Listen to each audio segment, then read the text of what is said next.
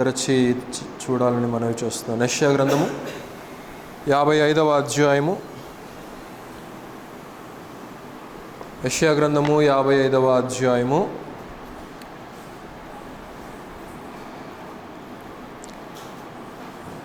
6వ వచనాన్ని చదువుతున్నాను, దయచేసి గమనించండి. యెషయా గ్రంథము 55వ అధ్యాయము 6వ వచనం.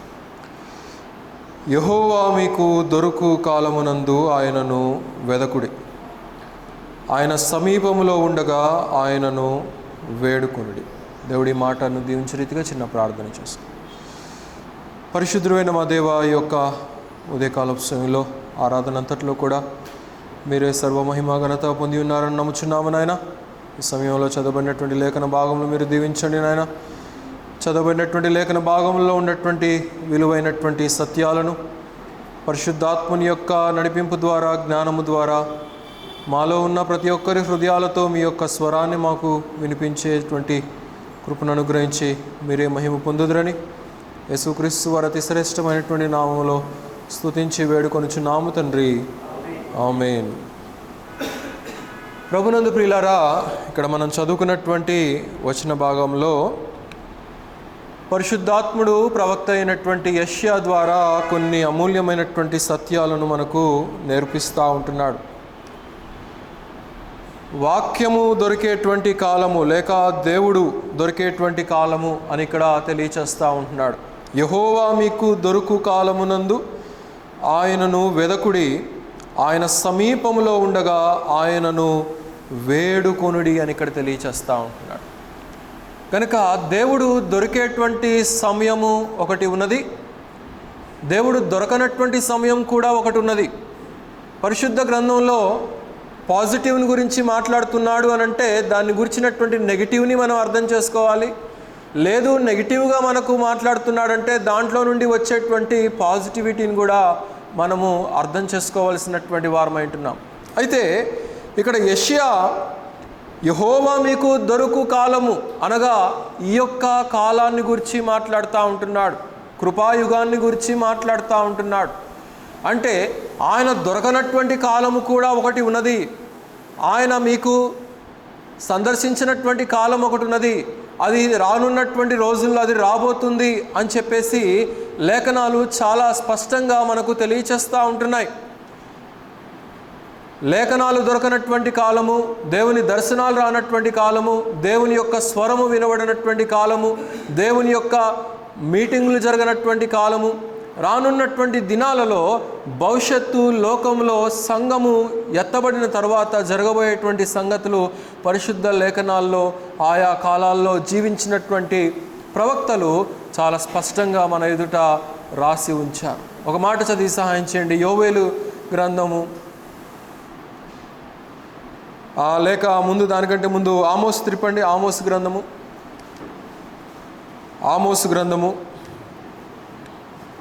8వ అధ్యాయము 11వ వచనం చదవండి. ఆమోసు గ్రంథము 8వ అధ్యాయము 11వ వచనం. రాబోవు దినముల యందు దేశములో నేను క్షామము పుట్టింతును, అవి అన్నపానములు లేకపోవట చేత కాదు కానీ కాక గనుక అది అన్నపానములు లేకపోవటం వలనో, లేకపోతే మనకి ఏదైనా రేషన్ దొరకపోవటం వలనో, లేకపోతే మనకి ఏదైనా మార్కెట్లో మనకు కావలసినటువంటి వస్తువులు దొరకకపోవటం వలనో జరిగేటువంటి క్షామము కాదు. It is a spiritual famine. వాక్యము దొరకనటువంటి కాలము భవిష్యత్ దినాలలో రాబోతుంది. ఇప్పుడు కృపాయుగములో మనం ఉన్నాము గనక మనకు ఎక్కడ పడితే అక్కడ వాక్యము వెదజల్లబడతా ఉంది, వాక్యం విత్తబడతా ఉన్నది, వాక్యము ప్రకటించబడతా ఉంది. వాక్యము అనేక మాధ్యమాల ద్వారా, రేడియోల ద్వారా, టీవీల ద్వారా, ఫోన్ల ద్వారా, అనేక రకాలైనటువంటి అధునాతనమైనటువంటి నెట్వర్క్ ద్వారా వాక్యము నేడు ప్రకటించబడతా ఉన్నది చాలా విరివిగా. అలాగే పరిశుద్ధ గ్రంథాలు కూడా మనకు అవైలబుల్ ఉంటున్నాయి.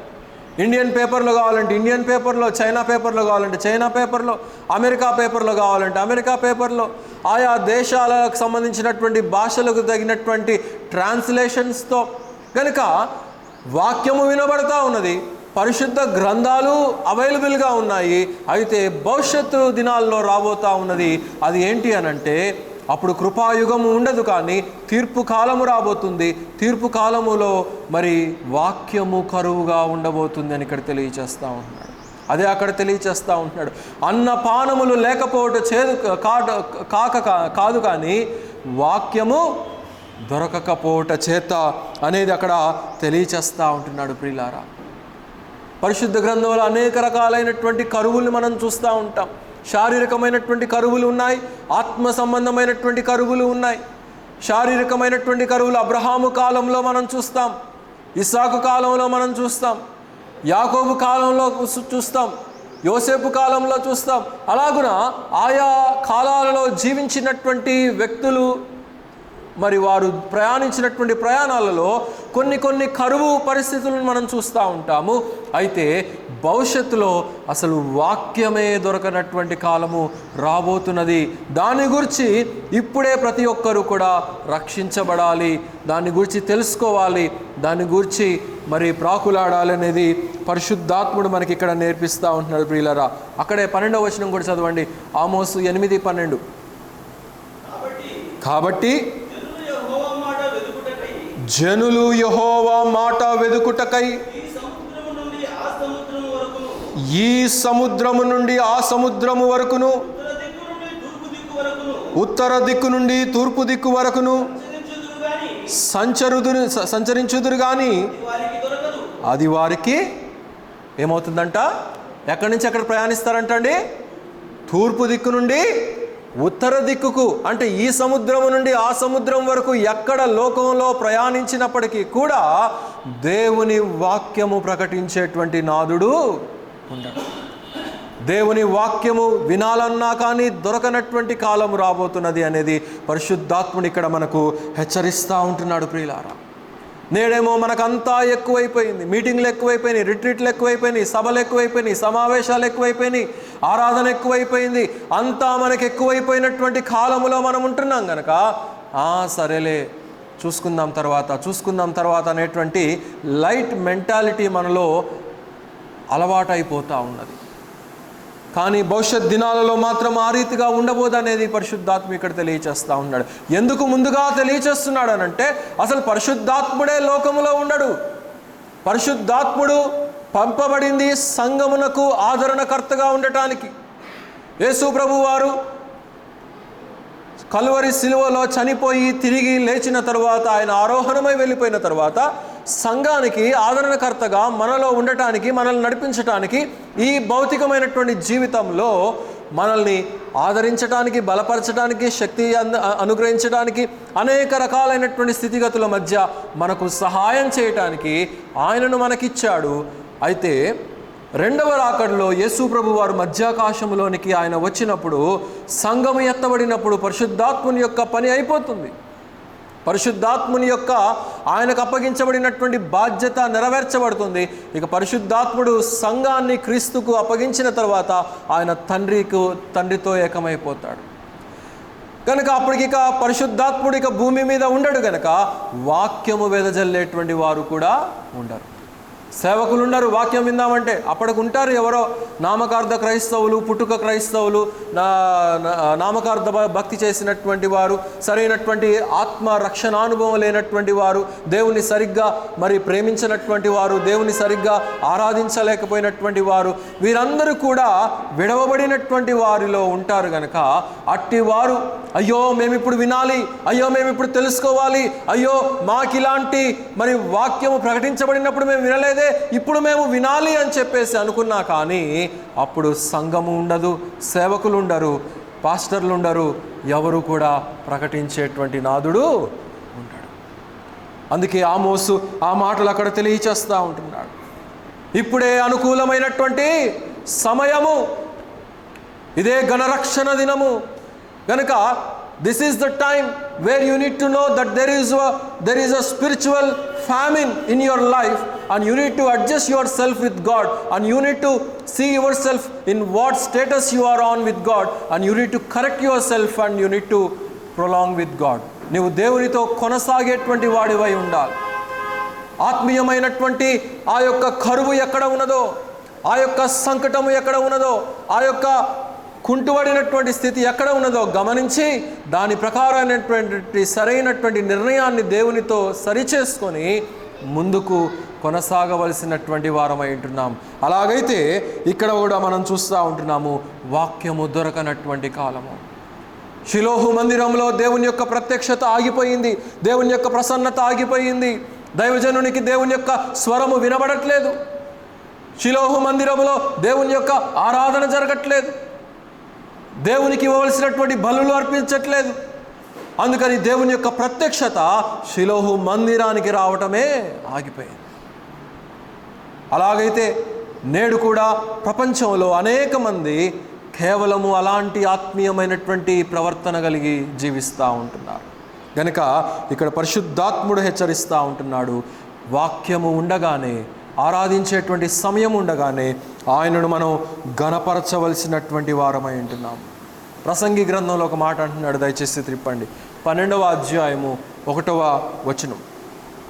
ప్రసంగి గ్రంథము 12వ అధ్యాయము 1వ వచనం.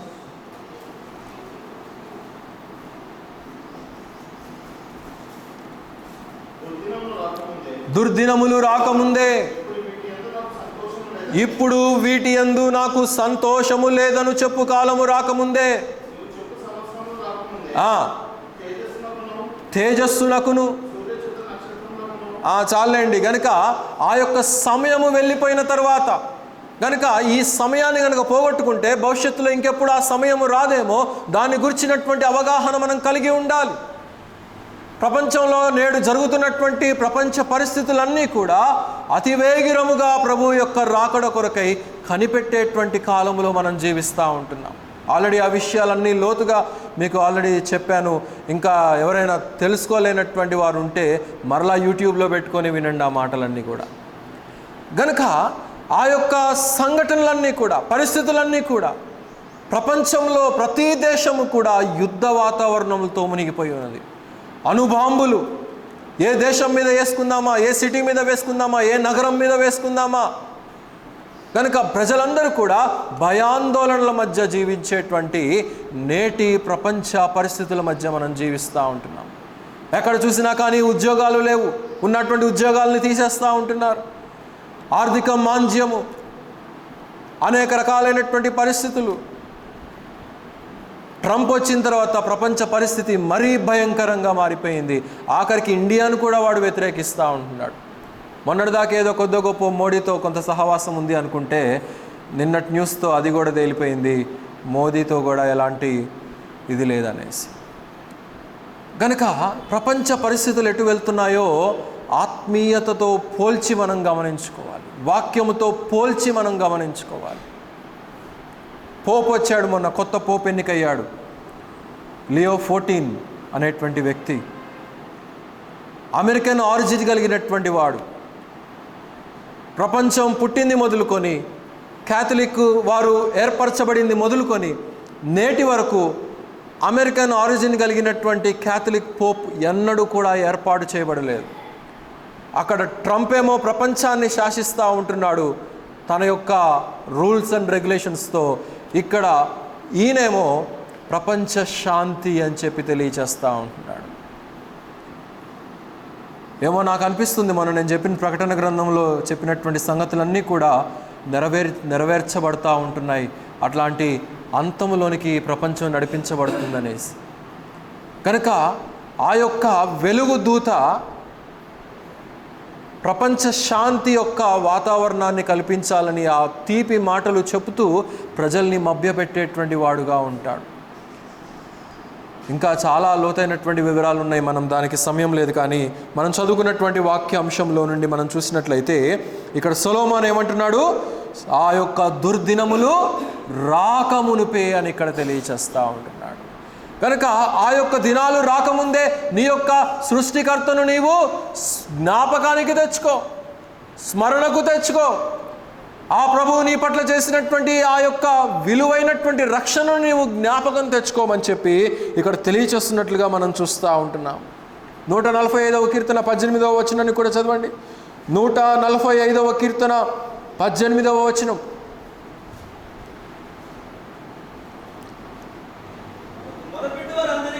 నాకు మొరపెట్టు వారందరికీ ఏమంటున్నాడు? తనకు నిజముగా మొరపెట్టు వారికి. అంటే నిజముగా మొరపెట్టేవారు అని అంటే ఇంకో సైడ్ మనం ఏమనుకోవాలి? నిజముగా ఆరాధించినటువంటి వారు ఉంటారు, నిజముగా దేవునిని ప్రేమించినటువంటి వారు. ఏదో తల్లిదండ్రుల కొరకో, పిల్లల కొరకో, లేకపోతే తోటి సహోదరుల కొరకో, సహోదరుల కొరకో ఆరాధనకు వస్తూ సరైనటువంటి దేవునితో సత్సంబంధం అనేది లేక, సరి అయినటువంటి ఆత్మీయత దేవునితో కనుపరచక, ఇదంతా కూడా నిజముగా ఆరాధించినటువంటి వారికి సంకేతం. కనుక నాకు నిజముగా మొరపెట్టే వారికి నేను తోడుగా ఉంటాను. క్రైస్తవ ఆచార వ్యవహారాలు దేవుని యొక్క ఆత్మీయతను మనల్ని సంధించలేవు. దేవునితో అలాంటి ఆత్మీయమైనటువంటి జీవిత విధానాన్ని కనుపరిచేటువంటి విధానము ఆచారపరమైనటువంటి స్థితిగతులతో మనకు అసాధ్యమైనదే మనం గమనించాలి. కనుక దేవుని యొద్దకు వచ్చివాడు ఎలాగ రావాలంటున్నాడు హెబ్రీ గ్రంథకర్త? దేవుని యొద్దకు వచ్చివాడు ఆయన ఉన్నాడని నమ్మాలి, తన్ను వెదుకువారికి ఫలము దయచేయువాడని నమ్మాలి. కనుక దేవుని సముఖానికి వచ్చేటువంటి మనం, దేవుని యొక్క సన్నిధికి వచ్చేటువంటి మనం, ఆయనను ఆరాధించేటువంటి మనం, ఆయనను కలిగి ఉన్నటువంటి మనం, ఆయనను ధరించినటువంటి విశ్వాసులముగా, క్రైస్తవులముగా మనము ఉంటుండగా ఆయన ఎదుటికి మనం వచ్చినప్పుడు ఫలాన్ని మనకిస్తాడనేటువంటి విశ్వాసము, నమ్మిక, అలాంటి ఆరాధన, అలాంటి ఆత్మీయత మనలో రావాలనేది ఇక్కడ దేవుడు తెలియచేస్తూ ఉంటున్నాడు. ప్రియులారా, నామకార్థ భక్తి, నామకార్థ వేషము, నామకార్థ వేషధారణతో కూడినటువంటి జీవిత విధానము తీసివేయాలి కంప్లీట్గా అనేది ఇక్కడ మనము హెచ్చరించబడతా ఉంటున్నాం. అపోస్తుల కార్యాల గ్రంథంలో ఒక మాట అంటున్నాడు, గమనించండి. అపోస్తుల కార్యాల గ్రంథము 17వ అధ్యాయము 26వ వచనం. అపోస్తుల కార్యముల గ్రంథము 17వ అధ్యాయము 26వ వచనం.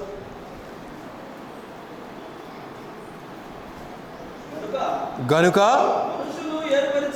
మనుషులను ఏర్పరిచి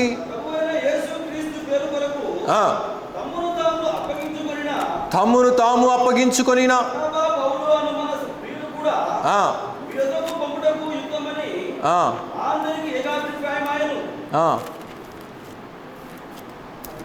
17:26 మరియు యావత్ భూమి మీద కాపురముండుటకు ఆయన ఒకరి నుండి ప్రతి జాతి మనుషులను సృష్టించి, వారు ఒకవేళ దేవునిని తడవులాడి కనుగొందురేమో అని తన్ను వెదుకు నిమిత్తము నిర్ణయ కాలమున వారి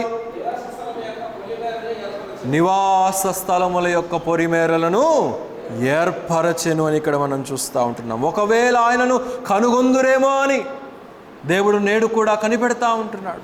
నన్ను ఎవరు ఆరాధిస్తారా సత్యమైనటువంటి ప్రామాణికంగా, నన్ను ఎవరు వెంబడిస్తారా, నన్ను ఎవరు హత్తుకుంటారా, నన్ను ఎవరు వారి యొక్క జీవిత విధానంలో నా యొక్క ప్రేమను, నా యొక్క దయను, నా యొక్క కరుణను, నా యొక్క సిలువను మోసుకొని జీవించేటువంటి విధానాన్ని ఎవరు జీవిస్తారా అని చెప్పేసి ఆయన నేడు కూడా అనేక మందిని చూస్తూ ఉంటున్నాడు. ప్రియులారా, కనుక ఆచారపరమైనటువంటి విధి విధానాలు దేవుని యొక్క శక్తిని మనం గ్రహించే విధానంగా చెయ్యలేవు, కానీ ఆత్మీయమైనటువంటి భక్తి శ్రద్ధలు మాత్రమే మనల్ని ఆయన యొక్క దరిచెంతకు చేర్చుతాయనేది మనం ఇక్కడ గమనించాలి. కనుక అనేక సమయాలలో ఆయన సహవాసం కొరకు మనం వేగిరపడాలి. అనేక సమయాలలో ఆయనను ఆరాధించడం కొరకు మనం వేగిరపడాలి. వేగిరపడుతున్నామా?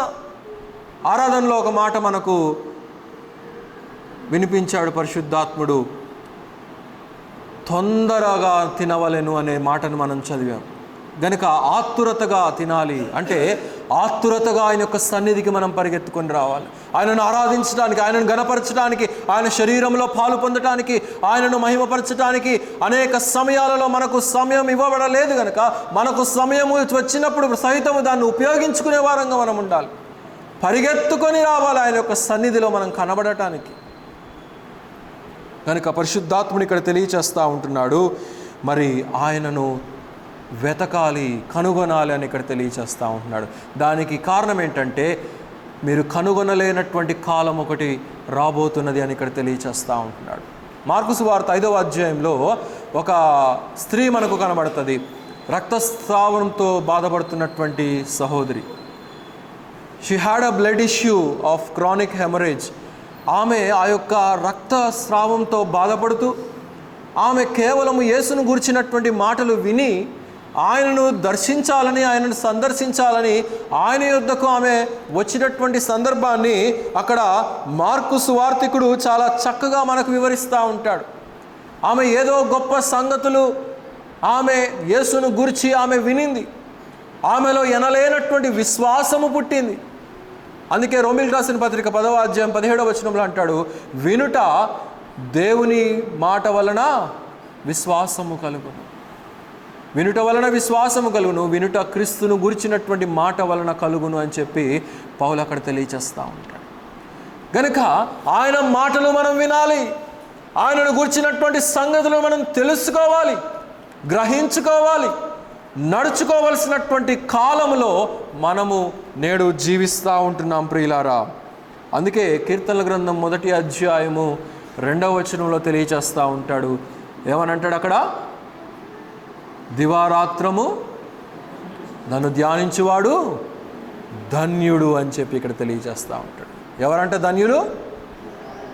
ఎక్కువ బ్యాంక్ బ్యాలెన్స్లు ఉంటే కాదు ధన్యులు, ఎక్కువ ల్యాండ్లు ఉంటే కాదు ధన్యులు, ఎక్కువగా బంగారం ఉంటే కాదు ధన్యులు, ఎక్కువగా వెండిని సమకూర్చుకుంటే కాదు ధన్యులు, ఎక్కువగా ఈ లోకంలో ఉన్నటువంటి అధికారములు మనం సంపాదించుకుంటే, ప్రాముఖ్యమైనటువంటి స్థానాలను మనం సంపాదించుకుంటే అది కాదు ధన్యత. ఏమంటున్నాడు ధన్యత? నా వాక్యమును దివారాత్రము ధ్యానించువాడు. ఉన్నామా మనం అలాంటి ధన్యత్వంలో? కలిగి ఉన్నామా అలాంటి సామర్థ్యతను? We need to examine our selfs. ఎందుకంటే వాక్యము దొరకనటువంటి కాలం అతి త్వరలో రాబోతుంది కనుక సంఘముగా దేవుడు మనల్ని ఏర్పాటు చేసి, అక్కడే అంటాడు కదా క్రిందనే, నీటి కాలువల యోరను నాటబడినటువంటి వాడై ఆకువాడక చెట్టు వలె ఉండును. ఎక్కడున్నాడంట ఈ వ్యక్తి? నీటి కాలువల యోరను, అనగా క్రీస్తు రక్షించబడినటువంటి ప్రతి విశ్వాసిని కూడా సంఘములో చేర్చి, సంఘములో నాటి, ఆ నాటబడినటువంటి మనము దినదినము దినదినము దినదినము ఆయనలో ఉన్నటువంటి ఆత్మీయత ఒక పాట ద్వారా కావచ్చు, ఒక మాట ద్వారా కావచ్చు, ఒక ప్రార్థన ద్వారా కావచ్చు, అనేక రకాలైనటువంటి ఆత్మీయమైనటువంటి విషయాల ద్వారా, సహవాసం ద్వారా, పురికొల్పబడుట ద్వారా మనల్ని దేవుడు నాటాడు. ఎందుకంటే మనం ఎదగాలని, ఎదిగి ఫలించాలని. కనుక ఆయన మనల్ని నాటింది. అందుకే అలాంటి అనుభవం మనము దినదినము సంపాదించుకోవలసినటువంటి వారమై ఉంటున్నాం. We need to be fruitful. యోసేపు అలాంటి అనుభవంలో జీవించాడు. యోసేపు ఎక్కడికి వెళ్ళినా కానీ దేవుని నుండి ఎడబాయనటువంటి అనుభవంగా మనం చూస్తూ ఉంటాం. అన్య దేశంలోనికి వెళ్ళినా కానీ, బానిసత్వంలో ఉన్నా కానీ పొతీఫర్ గమనించాడంట ఈ వ్యక్తిలో ఉన్నటువంటి సుగుణాన్ని. ఆహా, ఈ వ్యక్తి ఏది ముట్టినా కానీ, ఏ పని చేసినా కానీ, ఏ యొక్క పని నేను అప్పగించినా కానీ అది సఫలమైపోతూ ఉన్నది, ఫలిస్తూ ఉన్నది. గనుక ఏం చేశాడంటే పొతీఫరు తన ఆస్తి అంతా కూడా నువ్వే టేక్ కేర్ చేసుకోను ఆయన అని చెప్పి అప్పగించేశాడు. నువ్వే చూసుకో ఇక సంగతులన్నీ, నేనేం పట్టించుకోను అని చెప్పి అప్పగించేశాడు. దానికి కారణం ఏంటంటే యోసేపు ఒక ఫలభరితమైనటువంటి జీవితాన్ని జీవించగలిగాడు. దానికి కారణం ఏంటంటే యోసేపు దేవునితో ఎడబాయనటువంటి అనుభవాన్ని జీవించాడు. మనం ఒకసారి ఆరాధించి, ఒకసారి ఆరాధించక, ఒకసారి రొట్టెసాలు తీసుకొని, ఒకసారి తీసుకోక, ఒకసారి స్తుతులు చెల్లించి, ఒక ఆదివారం స్తుతులు చెల్లించక, ఒకసారి బైబిల్ క్లాస్లో పాల్పొంది, ఇంకోసారి పాల్పొందక, ఒకసారి సహోదరుల కూడికలో పాల్పొంది. ఎంతమంది సహోదరులు పాల్పొందుతున్నారు? మరి సహోదరుల కూటం అప్పుడు టైం ఉన్నా కానీ వేస్ట్ చేసుకుంటున్నారు చాలామంది ఇళ్లలో. బైబిల్ క్లాస్లో పురుషులతో పాటు సహోదరులు కూడా కూర్చోండి. విజ్ఞాపనలో కూడా సహోదరులతో పాటు, అది సంఘ కూడిక. విజ్ఞాపన అంటే అదేదో పురుషులు చూసుకుంటారులే, మాకెందుకులే అనుకోబాకండి. గనుక యోసేపు అలాంటి ఫలభరితమైనటువంటి అనుభవాన్ని జీవించినటువంటి వాడుగా ఉన్నాడు గనక ఆయన యొక్క పరిశుద్ధత మారలేదు, ఆయన యొక్క క్యారెక్టర్ మారలేదు, ఆయన యొక్క నీతి కలిగినటువంటి విలువలతో కూడినటువంటి జీవితము మారలేదు. ఎన్ని పరిస్థితులైనా అనుభవించాడే కానీ దేవునిని మాత్రము ఎడబాసినటువంటి వాడు కాడు ప్రియులారా. అందుకని ఆయన ఫలించేటువంటి అనుభవంగా ఇక్కడ మనం చూస్తూ ఉంటున్నాం. తన గతంలో ఉన్నటువంటి జీవితాన్ని he carry forwarded even in the exhale country. అన్య దేశంలోనికి వెళ్ళినా కానీ, బానిసత్వపు మార్గంలో వెళ్ళినప్పటికీ కూడా, బానిసత్వపు బ్రతుకులో జీవించినప్పటికీ కూడా తను మొదటి నుంచి దేవునితో సహవాసం కలిగి ఉన్నాడు. ఆ సహవాసాన్నే చివరి వరకు కూడా కలిగి ఉన్నటువంటి వాడిగా మనం చూస్తూ ఉంటున్నాం. కనుక మనం కూడా అలాంటి అనుభవాన్ని మనం నేర్చుకోవాల్సినటువంటి వారమంటున్నాం. ద్వితీయోపదేశకాండం త్రిప్పండి. ద్వితీయోపదేశకాండము 8వ అధ్యాయము 11వ వచనం. Deuteronomy chapter 8 verse 11.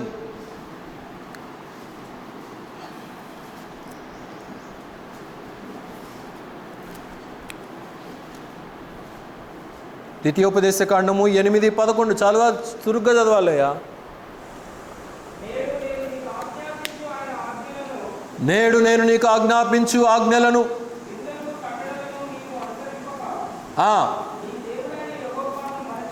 నీ దేవుడైన యెహోవాను మరచి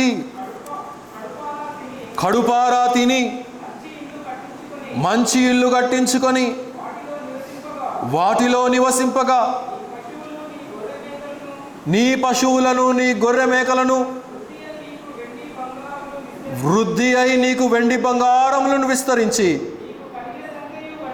నీకు కలిగినదంతయు వర్ధిల్లినప్పుడు నీ మనస్సు మదించి దాసుల గృహమైన ఐగుప్తు దేశంలో నుండి నీ దేవుడైన యెహోవాను నీవు మరచెదవేమో జాగ్రత్త అని చెప్పి తెలియచేస్తూ ఉంటాడు. నీకు సమస్తాన్ని అనుగ్రహించేటువంటి వాడు దేవుడు. మన జీవితాలకు మనం ఊపిరి కలిగి ఉన్నాము అనంటే, ఊపిరిని మనం రోజు పీల్చుకోగలుగుతున్నామంటే ఆ గాలి మనకు కనబడదు. అది ఎక్కడి నుంచి వస్తుందో ఎక్కడి నుంచి వెళ్తుందో ఎవరికి తెలియదు. కానీ ఆ యొక్క ఆటోమేటిక్ పంపింగ్ సిస్టాన్ని దేవుడు మనకు ఉంచాడు కనుక మనము జీవించగలుగుతూ ఉంటున్నాం, బ్రతకగలుగుతూ ఉంటున్నాం. కనుక ఇక్కడ దేవుడు ఇశ్రాయేలీయులతో మాట్లాడుతూ, నేడు నేను నీ ముందు కొన్ని ఆజ్ఞలను, విధులను, కట్టడలను ఉంచాను, అవి నీవు మర్చిపోవద్దు, అనుసరించాలి. ఎందుకంటే నీవు కడుపారా తిని, ఎందుకంటే నీకు విస్తారంగా మొత్తం సమకూర్చాను కదా, నీకు సమస్తం వర్ధిల్లింది కదా, నేడు సమస్తం ఆశీర్వాదాలు నీకు కనబడుతున్నాయి. ఇప్పుడు క్షామము లేదు, లేమి లేదు, కరువు లేదు, అన్నం తినకుండా పస్తులుండటం అనేటువంటి అనుభవం నేడు లేదు. సమస్తము సమకూడి జరుగుతూ ఉంటున్నప్పుడు అది నా వలన కలిగినది నీవు గ్రహించుకొని అట్టి ఆరాధన పూరితమైనటువంటి జీవితాన్ని మనం జీవించవలసినటువంటి వారమైంటున్నాం. దేవుడు అదే ఇక్కడ తెలియచేస్తూ ఉంటున్నాడు. నన్ను మర్చిపోదురేమో. ఇప్పుడు కడుపారా అన్నం ఉంది, నివసించడానికి మంచి మంచి గృహాలు ఉన్నాయి, తిరగటానికి మంచి మంచి వాహనాలు ఉన్నాయి, ఎక్కడికంటే అక్కడికి మన ఇష్టానుసారంగా మనం వెళ్తున్నాం, వస్తున్నాం, అన్ని అనుకూలతలు బాగా ఉంటున్నప్పుడు మనం ఏం చేస్తామంటే దేవునికి సెకండ్ ప్రయారిటీ ఇస్తూ ఉంటాం. యోసేపు అలా చేయలేదు. He gave the first and foremost priority unto God. దేవునికి మాత్రమే ప్రాముఖ్యత ఇచ్చాడు. మన జీవితాలలో ఆ ప్రాముఖ్యతను ఇవ్వగలుగుతున్నామా? Are we giving such a priority unto our Lord Jesus Christ? మనల్ని రక్షించినటువంటి వాడు, మనల్ని కాపాడుతున్నటువంటి వాడు, మనల్ని పోషిస్తున్నటువంటి ఆ ప్రభువుకు మనం అలాంటి ప్రయారిటీని మనం ఇవ్వట్లేదు కనుకనే మనం అనేక విషయాలలో వీఆర్ ల్యాకింగ్ బిహైండ్. ఎందుకు మనం అనేకమైనటువంటి విషయాలను మనం కోల్పోతున్నామంటే మనం విన్నప్పటికీ కూడా దానిని పాటించలేకపోతూ ఉంటున్నాం.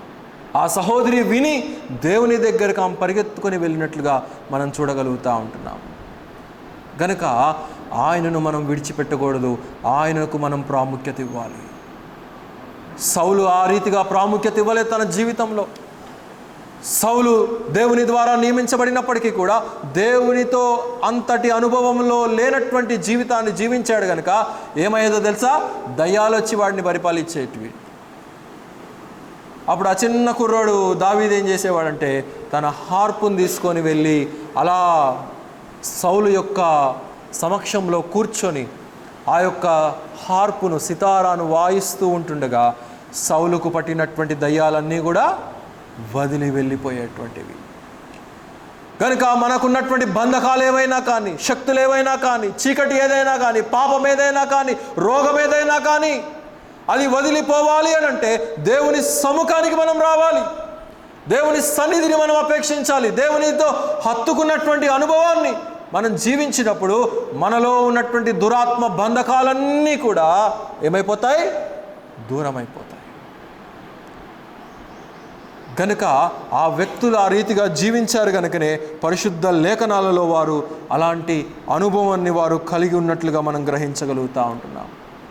కనుక తనకు నిజముగా మొరపెట్టు వారికి ఆయన తోడుగా ఉంటాను, దగ్గరగా ఉంటానని చెప్పి తెలియచేస్తూ ఉంటున్నాడు ప్రియులారా. అలాగైతే ఈ సహోదరి మరి ఎంతగా దేవుని గురించి వినదో, యేసు ప్రభు మీద ఎంతగా తన ప్రేమ పురికొల్పబడింది. ఎవరో చెప్పారు ఆమెకు, పలాని యేసుక్రీస్తు వారు నీ యొక్క రోగాన్ని బాగుపరచగలడమ్మా. ఎంతోమంది డాక్టర్స్ దగ్గరికి ఆమె తిరిగింది, ఎంతోమంది వైద్యుల దగ్గరికి ఆమె తిరిగింది. అవన్నీ చదివించడానికి సమయం లేదు. మార్క్స్ వార్తికుడు రాస్తాడు 5వ అధ్యాయంలో 25 నుంచి సొంతగా చదువుకోండి ఇలాగే. కనుక అనేక మంది దగ్గరికి ఆమె తిరిగినప్పటికీ కూడా ఆమె సంకటపడేను అని చెప్పి అక్కడ రాయబడింది. అంటే ఆమెకు రోగానికి ఎక్కువైందే కానీ అది తగ్గలేదు. డాక్టర్లను దర్శించినా తగ్గలేదు, మెడిసిన్స్ వాడినా తగ్గలేదు. నీకు గనక రోగం ఉన్న ఎడల నీవు వెళ్ళి వైద్యునికి చూపించుకోమని చెప్పి యేసుప్రభు వారి స్వయంగా చెప్పారు. ఇప్పుడు కొన్ని డినామినేషన్లు ఉన్నాయి మన క్రైస్తవుల్లోనే, వాళ్ళు మందులు వేసుకోరు. ఎన్ని రోగాలు వచ్చినా కానీ మందులు వేసుకోరు, ఒక్క ట్యాబ్లెట్ కూడా వేసుకోరు. ఎంత భయంకరమైనటువంటి చావు పడకలో ఉన్నా కానీ అలాగే చస్తారు, కానీ మందులు మాత్రం వేసుకోరు, డాక్టర్ దగ్గరికి మాత్రం వెళ్ళరు. అదేంటి అంటే దేవుడే మమ్మల్ని స్వస్థపరుస్తాడండి అని చెప్పి పిచ్చి అవివేకంతో మాట్లాడేటువంటి డినామినేషన్లు కొన్ని ఉన్నాయి ఈ లోకంలో. గనుక ఇక్కడ ఈ సహోదరి ఆమె దేవుని కొరకు నిలవబడినటువంటి సహోదరిగా మనం చూస్తూ ఉంటున్నాం. ఆమె విన్నటువంటి మాటలు ఆమెను చైతన్యపరిచెను. అసలు ఆ రక్తస్రావ రోగము, ఆ రక్తము బయటికి వెళ్ళిపోతూ ఉంటే దేహము బలహీనమైపోతూ ఉంటుంది, అంతే కదా. నార్మల్గా శరీరానికి బలం ఏంటి? రక్తమే. మనం బాగా కండలు పెంచేస్తే నాకు ఇంత కండలు ఉన్నాయని చెప్పేసి అది కాదు బలం. దేహంలో ఉన్నటువంటి బ్లడ్ పర్సంటేజే మనకు శక్తిని ఇస్తుంది, మనకు బలాన్ని ఇస్తుంది, మనల్ని లేవనెత్తుతుంది. అంటే దేవుని ద్వారా నడిపించబడుతున్నటువంటి మనము, దేవుని శక్తిని పొందుకున్నటువంటి మనము, ఆత్మీయమైనటువంటి క్షామము కనుక కలిగిందనుకోండి, ఆ బలము మనలో నుండి వెళ్ళిపోతూ ఉంటుంది.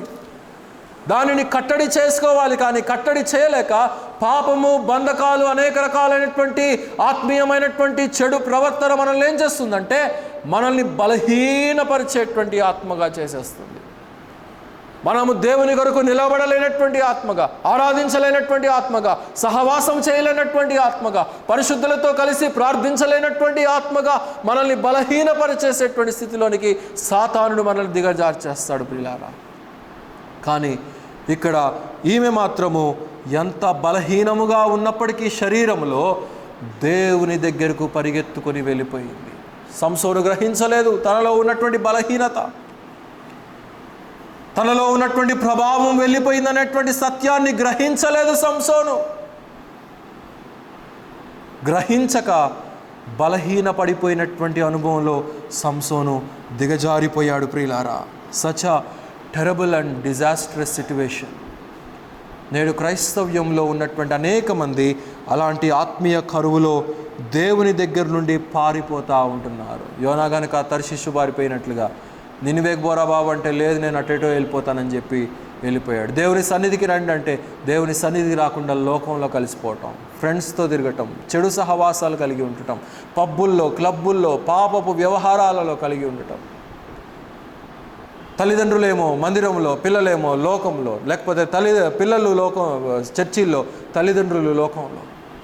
భార్య చర్చిలో, తండ్రి ఎక్కడో త్రాగుబోతూ వ్యసనాల మధ్య. లేకపోతే అలా కుటుంబ సభ్యుల్లోనే దేవునిని ఆరాధించలేనటువంటి తత్వం. కనుక ఆ విషయాలను మనం గ్రహించుకోవలసినటువంటి వారమై ఉంటున్నాం ప్రియులారా. మత్తయి సువార్త ఒక మాట చదవండి, 5వ అధ్యాయం 15వ వచనం. మరి ఒకరు మార్కు సువార్త 4:21 తిప్పండి. మత్తయి సువార్త 5:15, మార్కు 4:21.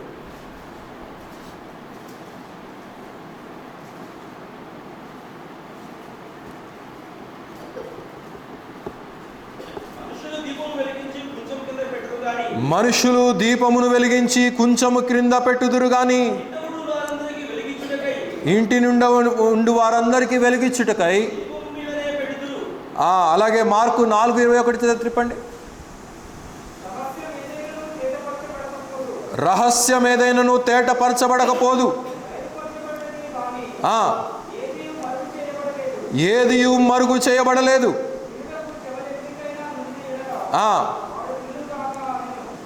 చాలే అండి. కనుక ఈ యొక్క సహోదరి దేవుని గురించినటువంటి మాటలు ఎవరి ద్వారానో వినింది. పేరు రాయబడినటువంటి వ్యక్తి, గ్రంథములో లిఖించబడినటువంటి ఒక అదృశ్యమైనటువంటి వ్యక్తి ద్వారా ఆమె, అదృశ్యం అంటే ఆమె కనిపించాడులేండి, ఇప్పుడు ఇక్కడ రాయబడలేదని చెప్తున్నా మాట. కనుక ఆమె విని ఆ సంగతుల ద్వారా ఎంతో పురికొల్పబడింది. అంటే వారి యొక్క సాక్ష్యం ఈమెను ఏం చేసిందంటే ప్రభావితం చేసింది. మన యొక్క సాక్ష్యం ఇతరులను ప్రభావితం చేయగలుగుతుందా? మన యొక్క సాక్ష్యం ఇతరులని దేవుని యొక్క సహవాసాన్ని నడిపించగలుగుతా ఉన్నదా? మనం జీవించేటువంటి జీవిత విధానం, మన ఆత్మీయత, మన ఆరాధన, మనం జీవించేటువంటి ప్రతి విధమైనటువంటి దేవునితో కలిగి ఉన్నటువంటి ప్రవర్తన, అది కొంచెము క్రింద పెట్టినటువంటి దీపములాగా ఉండకూడదు. అది అందరికీ కనబడేటువంటి ఒక దీపములాగా, కొండ మీద ఉండేటువంటి ఒక దీపములాగా, అందరికీ వెలిగించేటువంటి ఒక దీపములాగా ప్రతి రక్షించబడినటువంటి విశ్వాసి కూడా ఉండాలి. చాలామందికి వాళ్ళు క్రైస్తవులు అనే సంగతి వాళ్ళ ఇంటి పక్కన వాళ్ళకే తెలియదు. ఆఫీస్లో ఉండేటువంటి కొలీగ్స్కి తెలియదు పలానా వ్యక్తి క్రిస్టియన్ అని. లేకపోతే కాలేజీలకి వెళ్ళేటువంటి పిల్లలు వారి యొక్క ఫ్రెండ్స్కు తెలియదు ఆ వ్యక్తి క్రిస్టియన్ అని. దానికి కారణం ఏంటంటే పేర్లు వేరేగా ఉంటాయి, జీవితాలు వేరేగా ఉంటాయి, ప్రవర్తన వేరేగా ఉంటుంది. కనీసం పేర్లు అంటే ఏదో పెట్టుకున్నారులే, కనీసం జీవించడం అన్న ఆత్మీయంగా జీవిస్తూ ఉంటున్నారా? వాక్యాన్ని చదువుకుంటున్నారా? నేను ఒక క్రిస్టియన్, నేను ఒక క్రైస్తవుని అని చెప్పగలుగుతున్నారా? ఫిలిప్పీకి రాసిన పత్రికలు 2వ అధ్యాయంలో తెలియచేస్తూ ఉంటాడు, మీరు లోకమందు జ్యోతుల వలె కనబడాలి అని చెప్పి తెలియచేస్తూ ఉంటాడు. కనుక లోకంలో ఉన్నటువంటి వారికి రక్షించబడినటువంటి వారముగా మనం కనబడాలి. కానీ we should not hide our Christianity. మన ఆత్మీయతను మనం కొంచెము కింద దాచిపెడితే ఆత్మీయమైనటువంటి క్షామము, ఫ్యామిన్ వచ్చేటువంటి ప్రమాదం ఉన్నది, కరువు వచ్చేటువంటి ప్రమాదము ఉన్నది అనేది మనం ఇక్కడ గ్రహించాలి ప్రియులారా. ఎందుకు అన్యులు అనేక మంది తెలుసుకోలేకపోతూ ఉంటున్నారంటే మనం చెప్పలేకపోవటం ద్వారా, మనం సాక్షార్థమైనటువంటి జీవితాన్ని వారి ఎదుట జీవించలేకపోవటం ద్వారా. వారికి దేవుడు అంటే భయమే, వారికి దేవుడు అంటే భక్తే. అందుకే రోమీయులకు రాసిన పత్రికలో పౌలు 2వ అధ్యాయం 24వ వచనంలో అంటాడు, మిమ్మును బట్టియే కదా నా నామము అన్య జనాంగములలో వ్యర్థపరచబడతా ఉన్నది, అవమానపరచబడతా ఉన్నది. క్రైస్తవులంగా మనం జీవించవలసినటువంటి జీవిత విధానాన్ని మనం జీవించలేకపోతుంటున్నాం కనుక అన్యులు తెలుసుకోలేకపోతూ ఉంటున్నారు. కానీ ఈ యొక్క వ్యక్తి మాత్రము, ఈ యొక్క సహోదరి మాత్రము అంతటి బాధలో కూడా దేవునిలో ఆ వినినటువంటి మాటలు ఎంతగా ఆమెను పురికొల్పాయో, ఎంతగా ఆమెను ధైర్యపరిచాయో. ఆమె అనేక సంవత్సరాల నుండి ఇక నా జీవితాన్ని మార్చగలిగినటువంటి వాడు ఇక ఎవడూ లేడు. అనేక మంది దగ్గరికి నేను వెళ్ళాను, డాక్టర్స్ దగ్గరికి, హాస్పిటల్స్ చుట్టూ, క్లినిక్ల చుట్టూ అనేకమైనటువంటి టెస్టులు, మందులు, అనేక రకాలుగా నేను రుగ్మతలతో బాధపడుతూ తిరిగాను. కానీ నాకు పరిష్కారము దొరకలేదు. కానీ అదిగో ఎవరో ఈమెకు చెప్పారు, అమ్మా నీవు యేసు ప్రభు వారి దగ్గరికి వెళ్తే నిన్ను ఆయన స్వస్థపరుస్తాడు, నిన్ను ఆయన బలపరుస్తాడు, నీకు ఆయన శక్తిని అనుగ్రహిస్తాడు, నీవు పడుతున్నటువంటి బాధ నుండి నీకు విముక్తి లభిస్తుందనేది ఎవరో చెప్పారు. కనుక మనము కూడా అలాంటి సాక్ష్యాన్ని మనం కలిగి ఉండవలసినటువంటి వారమైంటున్నాం. యూద మత ఆచార ప్రకారంగా ఇలాంటి రోగము కలిగినటువంటి ఒక వ్యక్తి పాలెము వెలుపలే ఉండాలి, పాలెము లోపలికి రాకూడదు, జనాల మధ్య సంచరించకూడదు. అందుట్లో పరిశుద్ధుడైనటువంటి రబ్బాయి ముందుకు అసలే రాకూడదు. కానీ ఈమె సాహసించి వచ్చింది. అంటే ఆమె విన్నటువంటి ఆ యొక్క మాటలు ఈమెను ఎంతగా బలపరిచాయంటే, ఎక్కడున్నా కానీ యేసు ప్రభు నేను ఆయన దగ్గరికి వెళ్ళిపోతాను, పరిగెత్తుకుంటా వెళ్ళిపోతాను. అమ్మా ఆయన దాని చుట్టూ చాలామంది ఉంటారమ్మా, నువ్వు ఆయన దగ్గరికి వెళ్ళలేవమ్మా అని చెప్పుంటారు బహుశా. ఎంతమంది ఉన్నా కానీ ఆమె అట్లాంటి బలహీనతలో కూడా ఆమె బలపరచబడి దేవుని దగ్గరకు పంపించబడింది. ఎంతమంది ఉన్నా సరే, ఎన్ని ఆటంకాలు ఉన్నా సరే, ఎన్ని సమస్యలు ఉన్నా సరే, ఎన్ని పరిస్థితులు అనానుకూలంగా ఉన్నప్పటికీ కూడా నేను ఛేదించుకొని జనాల మధ్యలో నుండి వెళ్ళి ఆయనను సంధిస్తానని చెప్పేసి ఆమెలో ఆ మాటలు ఆమెను రగిలించాయి, ఆమెను బలపరిచాయి, ఆమెను పురికొల్పాయి. అలాంటి అనుభవంలో మనం ఉంటున్నామా? మనమే సతికిలబడినటువంటి జీవితంలో ఉంటే, మనమే మనకున్నటువంటి పరిస్థితులను, చిక్కులను, బంధకాలను, పరిస్థితులను ఛేదించుకొని మనమే రాలేకపోతే ఇంకా ఏంటి పరిస్థితి? ఆమెలో ఉన్నటువంటి తీవ్రత ప్రభువును దర్శించేదాకా ఆమె విడవలేదనే సత్యాన్ని మనం ఇక్కడ గమనించాలి ప్రియులారా. వెళ్ళిపోయి ఆమెలో ఉన్నటువంటి విశ్వాసం ఎంత గొప్పదంటే, అమ్మా నీవు ఆయనను చూడలేవంటే, చూడకపోయినా లేదండి, నేను జస్ట్ ఆయన వస్త్రపు చెంగును తాకితే చాలు, just if I touch his clothes that is enough, I will be healed. నా యొక్క సమస్య ఆగిపోతుంది, నేను రక్షించబడతాను. నేను ఆయన సముఖానికి వెళ్తే చాలు, నాకున్నటువంటి బాధ, నాకున్నటువంటి చింత, నాకున్నటువంటి నేను అనుభవిస్తున్నటువంటి ఈ లోకంలో ఉన్నటువంటి శ్రమ, అది కుటుంబపరమైనటువంటి శ్రమ కావచ్చు, వ్యక్తిపరమైనటువంటి సమస్య కావచ్చు, ఆఫీస్లో ఉన్నటువంటి చిక్కులు కావచ్చు, లేకపోతే బంధుమిత్రాదుల మధ్య ఉన్నటువంటి సమస్యలు కావచ్చు, అది ఏ విధమైనటువంటి సమస్య అయినప్పటికీ కూడా విశ్వాసంతో ఆయన సముఖానికి కనుక మనం వచ్చినట్లయితే ఆయన సమస్తాన్ని కూడా దూరపరిచి మనకు ఆత్మశాంతిని అనుగ్రహించగలిగినటువంటి దేవుణ్ణి మనం కలిగి ఉంటున్నాం. ఈమె అలాంటి అనుభవంలో కలిగి ఉంది. అంటే ఈమె విన్నటువంటి మాటలు అంత బలమైనటువంటి మాటలు, ఆమెను నడిపించగలిగినటువంటి మాటలు, ఆమెను ఒత్తిడి చేసి ఆమె జనసందోహాన్ని దాటుకొని ఆయనను తాకినటువంటి అనుభవంగా ఇక్కడ మనం గమనించగలుగుతూ ఉంటున్నాం. ఆమె కులాలను గురించి వినలేదు, మతాలని గురించి ఆమె వినలేదు, దేన్ని గురించి ఆమె వినలేదు, కానీ యేసును గురించినటువంటి సుగుణాలను గురించి ఆమె విని ఉండొచ్చు. ఆయనలో ఉన్నటువంటి మూర్తిమత్వాన్ని గురించి ఆమె వినింది. ఆయన దగ్గరికి వెళ్తే కలిగేటువంటి ఆ గొప్ప భాగ్యాన్ని గురించి ఆమె తెలుసుకుంది కనుక ఆమె అలాంటి బలహీనతలో కూడా ఆమెను ఆ దేవుడు స్వస్థపరిచినట్లుగా మనం చూస్తూ ఉంటున్నాం. ఆమె జస్ట్ వెళ్ళి అలా తాకింది వస్త్రపు చెంగును. యేసు ప్రభు వారు వెంటనే అన్నారు, ఎవరో నన్ను తాకారు అని చెప్పేసి అన్నాడు. శిష్యులు వెంటనే అన్నారు, ఇదేం మాట అయ్యా, ఎవరో తాకారంటావేంది? నీ చుట్టూ ఇంతమంది జనాలు నీ మీద పడి నిన్ను తాకాలని, నిన్ను ముట్టుకోవాలని, నిన్ను ఒక్కసారైనా చూడాలని నీవు ఆ మార్గమధ్యం గుండా వెళ్ళిపోతూ ఉంటే ప్రతిరోజు మనకు తెలిసిందే కదా, ఇంతమంది జనసందోహాలు నిన్ను తాకుతూ ఉంటే ఎవరెవరను తాకారంటావేంటి అని చెప్పేసి వాళ్ళు అడుగుతారు. దాంట్లో ఉన్నటువంటి అర్థం ఏంటంటే, వారందరూ విశ్వాసము లేకుండా ఆయనను తాకుతున్నారు, ఈమె విశ్వాసముతో ఆయనను తాకింది. విశ్వాస సహితమైనటువంటి ప్రార్థన ఆ రోగిని స్వస్థపరచును.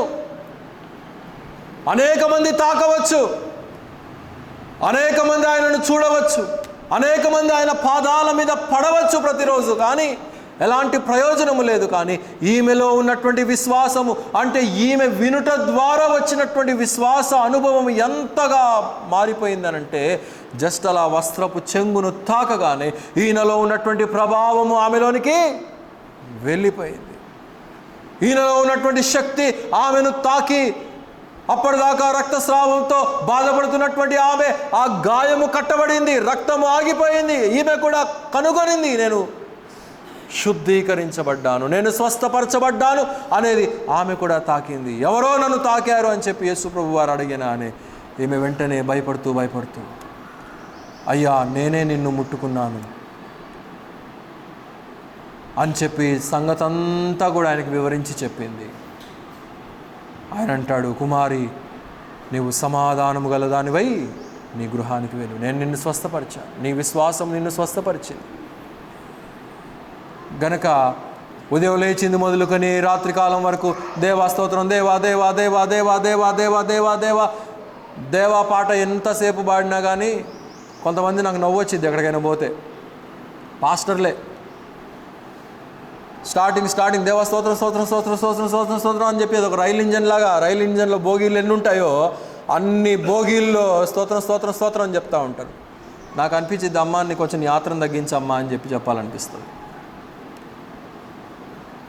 గనుక 10,000 సార్లు మనం ఒక విషయం గురించి ప్రార్థన చేసినా అది విశ్వాస సహితముతో కూడినటువంటిది కాకపోతే, అది విశ్వాసపు అనుభవంతో లేకపోయినట్లయితే, ప్రభువు నా పట్ల కార్యం చేస్తాడనేటువంటి విశ్వాసం కనుక మనలో లేకపోయినట్లయితే ఎలాంటి ప్రయోజనము ఉండదు. ఒక్కసారి ప్రార్థన చేసినా కానీ, ఒక్కసారి ఆయన సన్నిధికి వచ్చినా కానీ, ఒక్కసారి ఆయన సముఖానికి వచ్చినా కానీ ప్రభువు నన్ను దర్శిస్తాడు, నా యొక్క చిక్కులు సమస్యలు బంధకాలన్నీ కూడా విడిపిస్తాడు అనేటువంటి విశ్వాసం కనుక మనలో ఉంటే ఒక్కసారి ప్రార్థన చేసినా కానీ చాలు, ఆయన జవాబును అనుగ్రహించేటువంటి దేవుడు. ఎక్కడైనా దేవుడు చెప్పాడా మీరు ఒక్కసారి చేస్తే నేను జవాబిస్తాను, మీరు ఎన్నిసార్లు చేస్తే నేను జవాబిస్తాను అని చెప్పి పరిశుద్ధ గ్రంథం అంతట్లో ఎక్కడైనా దేవుడు చెప్పాడా? ఎక్కడ చెప్పలేదు. జనాల అవివేకం తప్పించి ఏం లేదు. కనుక ఈమె అలాంటి అనుభూతి ఆమెలో పురికొల్పబడింది అనంటే ఆమె విన్నటువంటి సత్యాలు ఎంత ఉన్నతమైనటువంటివో, ఎంత శ్రేష్టమైనటువంటి మాటలు, ఎంత మధురమైనటువంటి మాటలు యేసును గుర్చినటువంటి ఆమె విన్నదో అనే విషయాన్ని ఇక్కడ మనం గ్రహించుకోవాలి ప్రియులారా. అలాగైతే అందుకే దేవుడు తెలియచేస్తూ ఉంటాడు, నీవు విశ్వాసముతో గనక ప్రార్థన చేస్తే ఇక్కడ ఉన్నటువంటి ఈ యొక్క మౌంటైన్ వెళ్ళి సముద్రంలో పడమంటే ఎక్కడ పడతావు? సముద్రంలో పడతాను. ఇక్కడ నుంచి ఈ యొక్క పర్వతము వెళ్ళి సముద్రంలో పడమంటే పడుతుంది. నీవు ఆవగింజంత విశ్వాసంతో ప్రార్థన చేస్తే నీవు అనేకమైనటువంటి కార్యాలు నీ జీవితంలో చూడగలుగుతావు అనేది తెలియచేస్తాము. మనకు సరైనటువంటి లింకే లేదు దేవునితో, సరైనటువంటి అవగాహనే లేదు వాక్యం మీద, సరైనటువంటి సుగుణాలు దేవునిలో ఉన్నటువంటి మాధుర్యత అంటే ఏంటో మనకు తెలియదు. ఇవేమీ తెలియక మనం విశ్వాసము ఉందని అనుకొని భ్రమపడి మనం చేస్తూ ఉంటున్నాం అనేక సందర్భాల్లో. అందుకే మనం జవాబు పొందలేకపోతూ ఉంటున్నాం, అందుకే ఆయనను సరిగ్గా వెంబడించలేకపోతూ ఉంటున్నాం, అందుకే ఆయనను మనం కలవలేకపోతూ ఉంటున్నాం, సంధించలేకపోతూ ఉంటున్నాం. కానీ ఈమెయితే ఎంత బలహీనమైనా పర్లేదు, ఎన్ని అడ్డంకులున్నా పర్లేదు, నా సమస్య నాకు తీరాలి, నేను పడుతున్నటువంటి బాధ నుండి నాకు ఆయన విడుదల చేస్తాడు అనేటువంటి విశ్వాసంతో ఆమె వచ్చింది, స్వస్థపరచబడింది, దేవునితో కూడా అభయము పొంది గృహానికి సంతోషముగా వెళ్ళిపోయింది. ఒక మాట చదివి నేను ముగిస్తాను. ఇర్మియా గ్రంథం 29వ అధ్యాయము 13వ వచనం త్రిప్పండి. ఇర్మియా గ్రంథము 29వ అధ్యాయము 13వ వచనం. మీరు నన్ను వెదికిన ఎడల,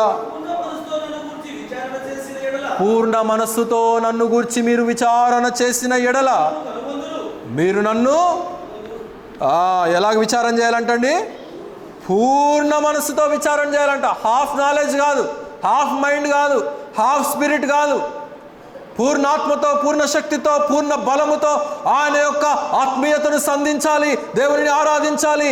ఆదివారము మనకు దొరికేటువంటి అమూల్యమైనటువంటి సమయము కనుక ఆ సమయాన్ని నేను దేవుని కొరకు వెచ్చించాలనేటువంటి అనుభవం ముందు మనలో రావాలి. అంత తీరి పారి గిన్నెలు సర్దుకొని, బట్టలు ఉదుక్కొని, చికెన్ వండుకొని, మటన్ వండుకొని, బిర్యానీ వండుకొని అంతా సద్దుమణిగాక ఆశీర్వాద ప్రార్థన ఇచ్చేటప్పుడు వచ్చామనుకోండి దేవుని సన్నిధికి, ఆ ఆశీర్వాదం కూడా రాదు. ఆశీర్వాద ప్రార్థనలో ఉండేటువంటి ఆశీర్వాదం కూడా రాదు. బెంగళూరులో ఒక సంఘం నాకు తెలుసు, మార్తాలి అనే ఒక ప్లేస్లో వారు ఉన్నారు. ఆ సంఘంలో ఉన్నటువంటి విశ్వాసులు వారమంతా వారికి ఏం కార్యక్రమాలు ఉండవు. మనలాగా మనమన్నా గూగుల్ మీట్లో అందరు రాలేరని చెప్పి గూగుల్ మీట్లో మనం జరుపుకుంటున్నాం, కానీ వారికి అది కూడా ఉండదు. బిజీ లైఫ్ కాబట్టి, ట్రాఫిక్ ఎక్కువ ఉంటుంది కాబట్టి వారమంతా ఎలాంటి మీటింగ్ ఉండదు. కేవలం ఆదివారం మాత్రమే వాళ్ళు సమావేశం అవుతారు. మార్నింగ్ 7:30కి వారి యొక్క సర్వీస్ స్టార్ట్ అవుతుంది. 7:30 కంటే 7:15కి టోటల్ కాంగ్రిగేషన్ హాజరవుతారు. ఒక్క వ్యక్తి కూడా మిస్ కాడు.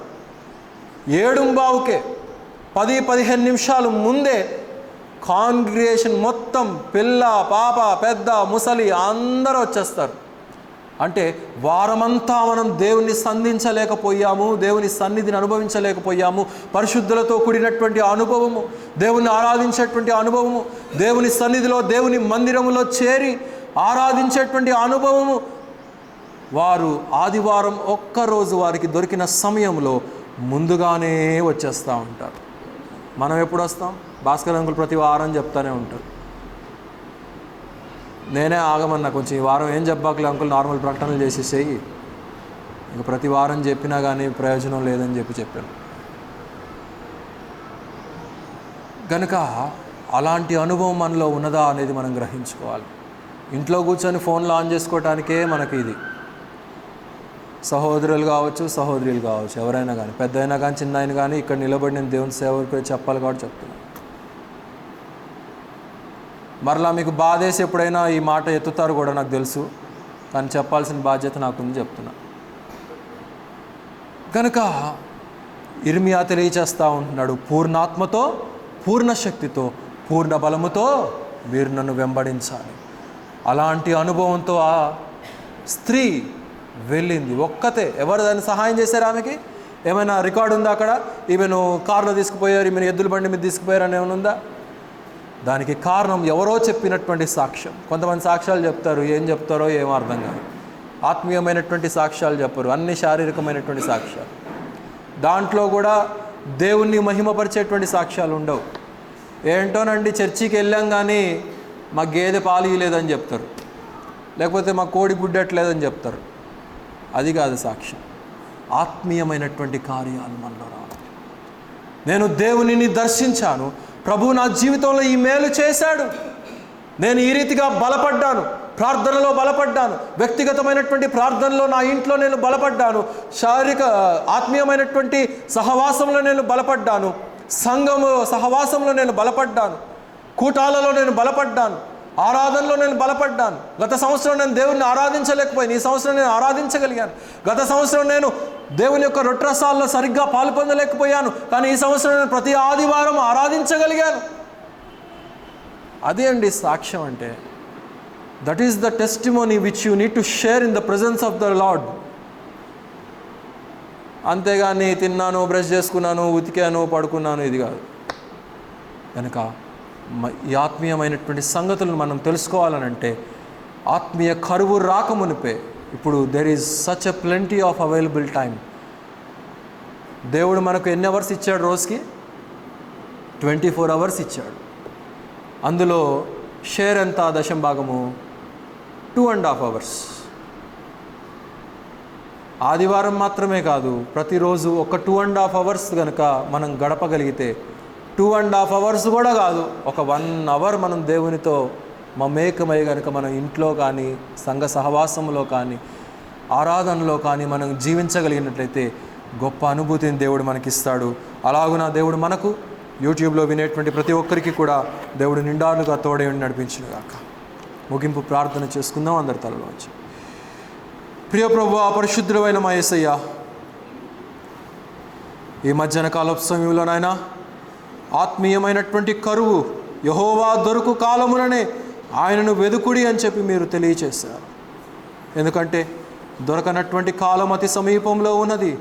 మిమ్మల్ని మేము దర్శించాలన్నా దర్శించలేము, మీ సహవాసం కలిగి ఉండాలన్నా కలిగి ఉండలేము, మీ సువార్త వినాలన్నా వినలేము, మీ యొక్క ప్రేమను తెలుసుకోవాలన్నా తెలుసుకోలేము, మీ రక్తము ద్వారా శుద్ధీకరించబడాలన్నా శుద్ధీకరించబడలేము, మీ రాజ్యములోనికి చేర్చబడలేము. కనుక అలాంటి అనుభూతి రాకముందే ఈ లోకం మీదకి, అలాంటి దుర్దినములు రాకముందే ఈ లోకం మీదకి, తీర్పు దినము రాకమునిపే అనేక మంది మీ యొక్క సత్యాన్ని తెలుసుకోగలుగుటకు మీ యొక్క సహాయం అనుగ్రహించండి. ఆత్మీయమైనటువంటి కరువు వారి జీవితాల్లో నుండి మీరు తీసివేసి ప్రతి ఒక్కరము కూడా నాయన మిమ్మల్ని ఆత్మీయంగా మీ ద్వారా మేము అనేకమైనటువంటి విధానాల్లో బలపడేటువంటి అనుభవాన్ని మాకు దయచేయండి. అది వ్యక్తిగతంగా కావచ్చు, కుటుంబపరంగా కావచ్చు, సంఘపరంగా కావచ్చు, సామాజికంగా కావచ్చు. ఆ రక్తస్రావంతో బాధపడుతున్నటువంటి ఆ యొక్క స్త్రీ, ఆమె విన్నటువంటి మాటలు ఆమెలో ఎనలేనటువంటి విశ్వాసము రగిలించి ఎంత శోధన వచ్చినా, ఎన్ని అడ్డంకులు వచ్చినా కానీ ఛేదించుకొని మిమ్మల్ని తాకి స్వస్థపరచబడింది. మీలో ఉన్నటువంటి ప్రభావం ఆమె యొక్క దేహంలోనికి వెళ్ళిపోయి ఆమెను స్వస్థపరిచినట్లుగా మేము చూస్తూ ఉంటున్నాం. అవును నాయన, మీ యొక్క శిలువ మరణ పునరుద్ధానముల ద్వారా మీరు మమ్మల్ని దర్శించారు, సంధించారు. మీ యొక్క సువార్త ద్వారా మమ్మల్ని వెలిగించారు. మీ యొక్క మహిమకు కారకంగా మమ్మల్ని మీరు తీర్చిదిద్దారు. అలాంటి ఆత్మీయమైనటువంటి కరువులో మేము పడిపోకుండా, ఒకవేళ ఎక్కడెక్కడైనా చిన్న చిన్న పొరపాట్లు, తప్పిదాలు ఉంటే వాటిని సహితం మేము సవరించుకొని మిమ్మల్ని పూర్ణాత్మతో, పూర్ణ శక్తితో, పూర్ణ బలముతో మిమ్మల్ని వెదకగలిగినట్లుగా అప్పుడు అన్నారు, నన్ను నేను మీకు కనుపరుచుకుందునని చెప్పి మీరు తెలియచేశారు.